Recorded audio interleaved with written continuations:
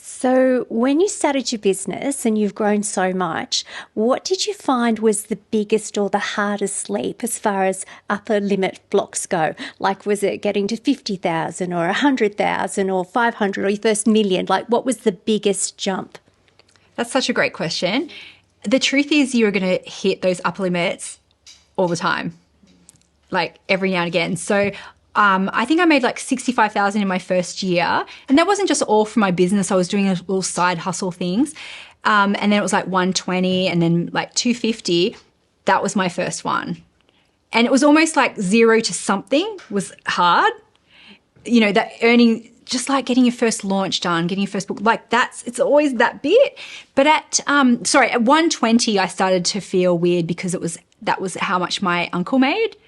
And he was like the wealthiest person in the family, very generous. And I was like, it just felt weird to suddenly, I don't know, it felt like I was taking over his role in some way, even though he would have been fine with it, right? So 120, I felt that.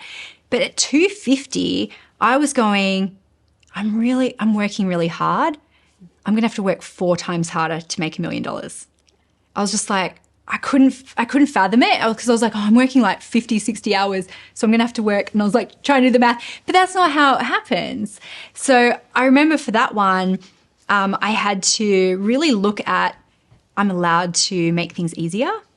I'm allowed to, like that's when I shifted from one-to-one to like real group stuff and feeling okay to make money even though it wasn't as much work for me. That's the mindset shift.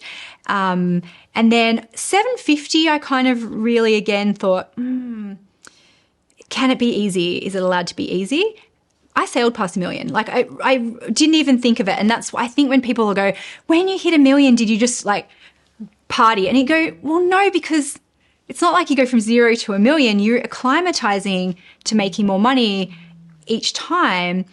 But I would still say there's still upper limit stuff all the time, right? Because you get to a point you still go, everyone's seen this now. Everyone's seen my work.